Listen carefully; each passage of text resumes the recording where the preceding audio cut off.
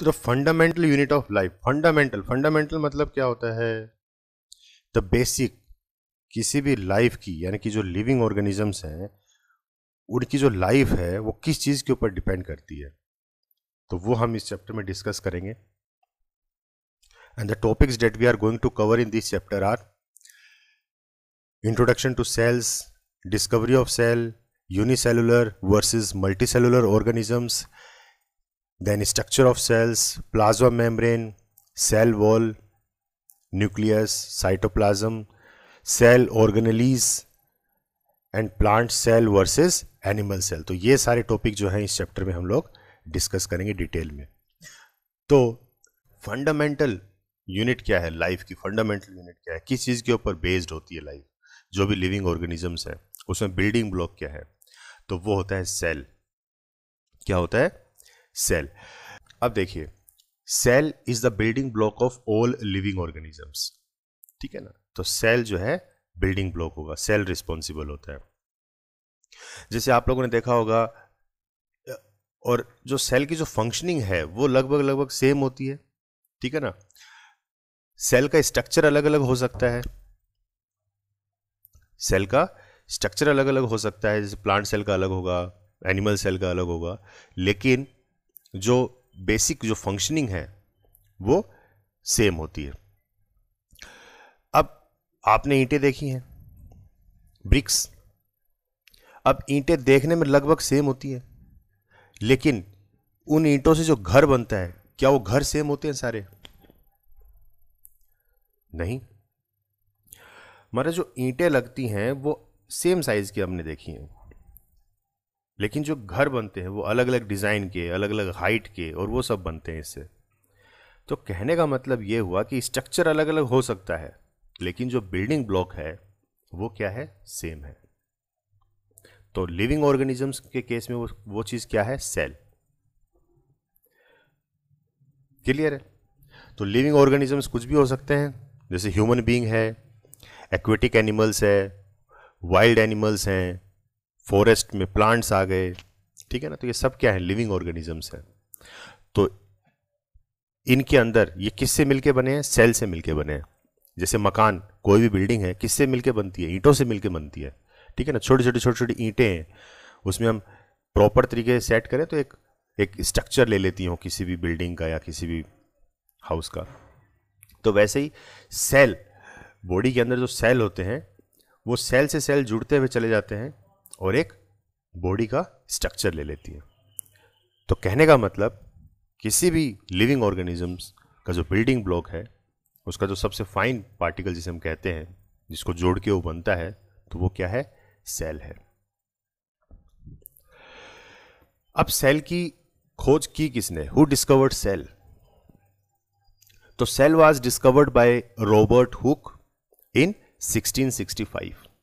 1665 में Robert Hooke ने जो है सेल को डिस्कवर किया था। और डिस्कवर कैसे किया? क्योंकि ये इसकी साइज इतनी छोटी होती है कि हमें आंखों से दिखती भी नहीं है ये, ठीक है ना।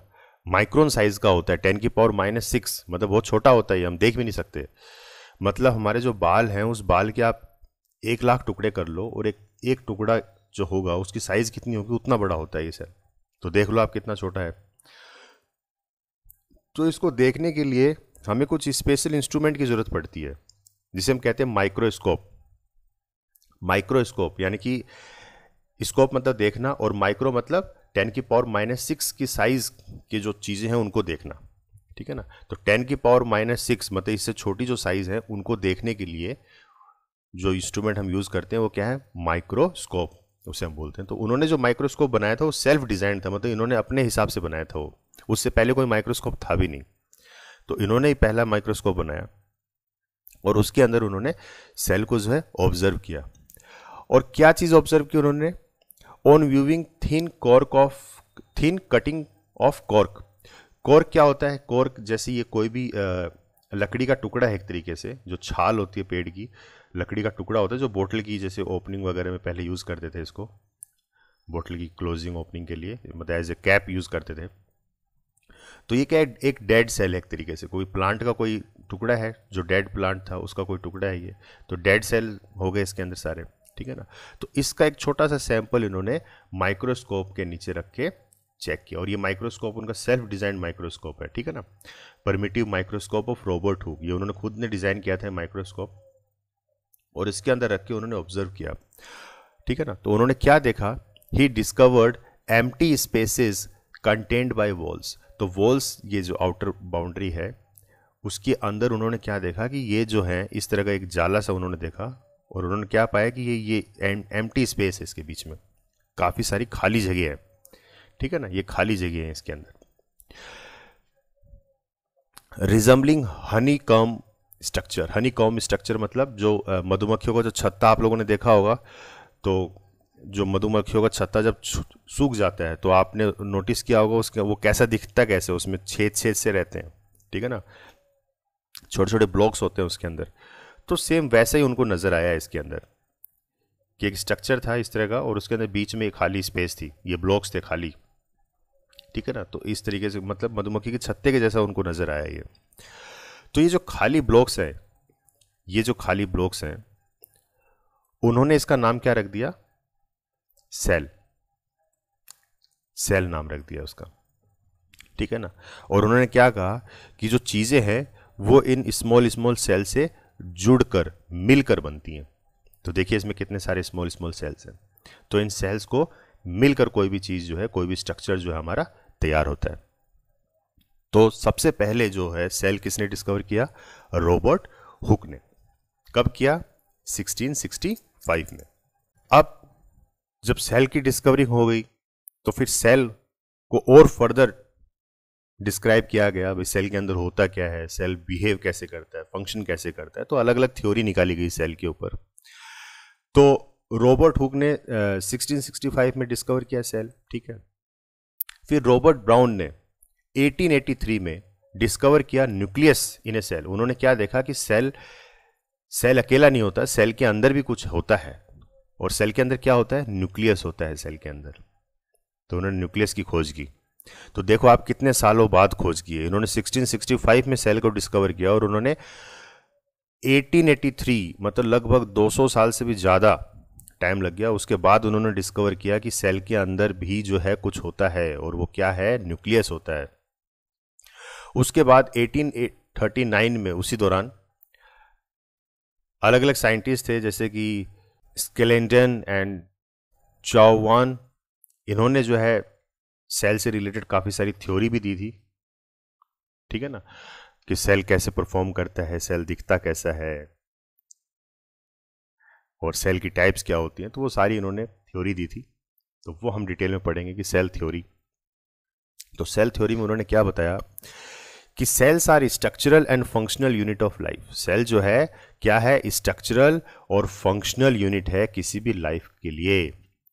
तो स्ट्रक्चरल से आप क्या समझते हो, स्ट्रक्चरल मतलब कि सेल एक बिल्डिंग ब्लॉक है, उसको जोड़ के जो है कोई भी स्ट्रक्चर हम बना सकते हैं। जैसे ह्यूमन बॉडी का स्ट्रक्चर अलग होता है, दिखने में अलग दिखता है, वेल है या कोई भी फिश है, उसका स्ट्रक्चर अलग होता है, दिखने में अलग होता है, एलिफेंट का स्ट्रक्चर अलग है, प्लांट का स्ट्रक्चर अलग है, बर्ड्स का स्ट्रक्चर अलग है।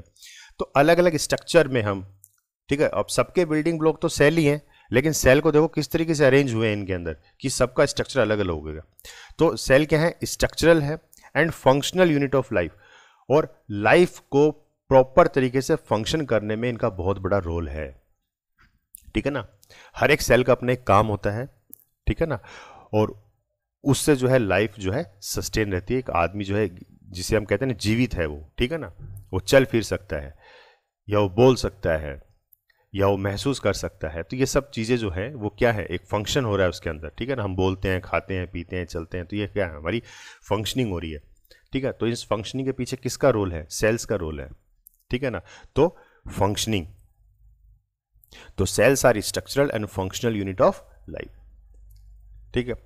All organisms are made up of cells. तो जितने भी ऑर्गेनिजम्स हैं, लिविंग ऑर्गेनिजम्स, वो सब किससे बने हैं, सेल से बने हैं। All cells arise from pre existing cells only. तो जितने भी सेल्स हैं वो कहां से आए हैं, प्री एग्जिस्टिंग, पहले से जो एग्जिस्टिंग सेल्स थे उसी से। मतलब कहने का मतलब कि जो सेल जो होते हैं ये बनते रहते हैं और खत्म होते रहते हैं। इनकी लाइफ जो स्पैन है, इनका लाइफ स्पैन ज़्यादा बड़ा नहीं होता है, ठीक है ना। अलग अलग सेल्स की अलग अलग लाइफ स्पैन होती है। कुछ सेल ऐसे होते हैं जिनका लाइफ स्पैन 24 आवर्स का ही होता है। कुछ सेल ऐसे होते हैं जो कुछ दिनों तक रहते हैं, ठीक है ना। तो सब सेल्स का जो है अलग अलग लाइफ स्पैन होता है। तो सेल बनते रहते हैं और ख़त्म होते रहते हैं। तो all cells arise from pre existing cells. तो जितने भी नए सेल्स बनते हैं वो पुराने वाले सेल्स में ही डिवीजन होके नया सेल तैयार हो जाता है और पुराना सेल जो है डेड हो जाता है। तो ये कंटिन्यू प्रोसेस है। जैसे हमारे बॉडी के अंदर जो रेड ब्लड सेल्स होते हैं जो ऑक्सीजन कैरी करते हैं, तो उनकी लाइफ स्पैन भी 24 आवर्स होता है। 24 आवर्स में जो सेल बना है वो 24 आवर के बाद वो ख़त्म भी हो जाता है। तो ये कंटिन्यू प्रोसेस है, सेल नए नए बनते रहते हैं। Classifications of organisms based on number of cells. तो अब किसी भी बॉडी के अंदर कितने सेल हैं उस बेसिस पे हमने क्लासिफाई किया है ऑर्गेनिजम्स को। कैसे क्लासिफाई किया है? Unicellular and multi cellular. तो यूनिसेलुलर, यूनि मीन्स सिंगल। तो ऐसे ऑर्गेनिजम्स भी होते हैं जिसमें एक ही सेल होता है, सिंगल सेल ऑर्गेनिजम्स, तो उन्हें हम क्या बोलते हैं? यूनिसेलुलर। और एक से ज्यादा जिसमें होते हैं, the organisms which has more than one cell are known as multicellular organisms, उन्हें हम मल्टी सेलुलर बोलते हैं। अब यूनिसेलुलर कौन कौन से होते हैं? The body of an organism is made up of only single cell. मतलब ऐसे ऑर्गेनिज्म जिनकी बॉडी, पूरी की पूरी बॉडी जो है, पूरे का पूरा बॉडी स्ट्रक्चर जो है वो सिंगल सेल से बना है, एक ही सेल है उसके अंदर, पूरी बॉडी के अंदर। The single cell performs all activities of the organisms, यानी कि वो सिंगल सेल जो है वो सारी की सारी एक्टिविटीज परफॉर्म करेगा। और एक्टिविटीज कौन सी हैं जो सर्वाइवल के लिए जरूरी है? कौन कौन सी एक्टिविटीज है सर्वाइवल के लिए? यानी कि फूड को इनटेक करना, उसको डाइजेस्ट करना और उस फूड से उसको एनर्जी में कन्वर्ट करना, ठीक है ना। और फिर जो वेस्ट प्रोडक्ट है उसको रिलीज करना। मतलब जो भी लाइफ से रिलेटेड जो प्रोसेसिंग चलती है, हम लोग क्या करते हैं जिंदा रहने के लिए? खाना खाते हैं और उस खाने से हमें एनर्जी मिलती है और उसको हम, उस एनर्जी को हम अलग अलग कामों में यूज करते हैं, चलने के लिए, बोलने के लिए, ठीक है ना। हमारी बॉडी के अंदर जो एक्टिविटीज होती हैं, तो जितने भी एक्टिविटीज हैं वो सारा का सारा एक सिंगल सेल करता है यूनिसेलुलर ऑर्गेनिज्म के अंदर, ठीक है ना। तो the life span of an individual is very short. तो जो सिंगल सेल ऑर्गेनिज्म है इसकी जो लाइफ होती है वो बहुत छोटी होती है, क्योंकि मैंने कहा था कि सेल की जो लाइफ है वो कम है और सिंगल सेल ही है, यानी कि सिंगल सेल है तो वो खत्म हो जाएगा जल्दी, ठीक है ना। तो उसकी जो लाइफ स्पैन है वो बहुत ज़्यादा छोटी होती है, वो थोड़े समय के लिए रहता है। फॉर एग्जाम्पल अमीबा हो गया, पैरामीशियम हो गया, इग्लिना हो गया, बैक्टीरिया, तो ये सारे के सारे क्या सिंगल सेल ऑर्गेनिज्म है। मतलब ये ऐसी ऑर्गेनिज्म है जो हम अपनी आंखों से देख भी नहीं सकते, ठीक है ना। तो ये सब है। जैसे बैक्टीरिया, हम लोग बोलते हैं कि खाना खाने से पहले हाथ धोना चाहिए क्योंकि हमारे हाथों पे बैक्टीरिया लगे रहते हैं। तो बैक्टीरिया वो दिखते हैं क्या अपने को? नहीं दिखते, मतलब उनकी साइज इतनी छोटी होती है, माइक्रो ऑर्गेनिजम्स हैं ये सारे के सारे, ठीक है ना। लेकिन ये बॉडी के अंदर घुस जाएं तो नुकसान पहुंचा सकता है बैक्टीरिया। ऐसे पैरामीशियम होते हैं, अमीबा होते हैं, तो सिंगल सेल बहुत छोटे होते हैं साइज में ये। जैसे देखिए ये अमीबा का डायग्राम है, अमीबा। अब इसकी कोई फिक्स शेप नहीं होती इस सेल की। अब सिंगल सेल है ये एक ही सेल है पूरा का पूरा, और इसके बीच में ये देखिए ये न्यूक्लियस है, ठीक है ना। ये जो पोर्शन है ये क्या है? ये न्यूक्लियस है आपका, ये न्यूक्लियस है। तो सेल हैज चेंजिंग शेप। तो अमीबा की जो शेप है वो कंटिन्यूसली क्या होती है? चेंज होती रहती है, इसकी कोई फिक्स शेप नहीं होती इस सेल की। तो ये अमीबा कुछ इस तरह से दिखता है आप लोगों को।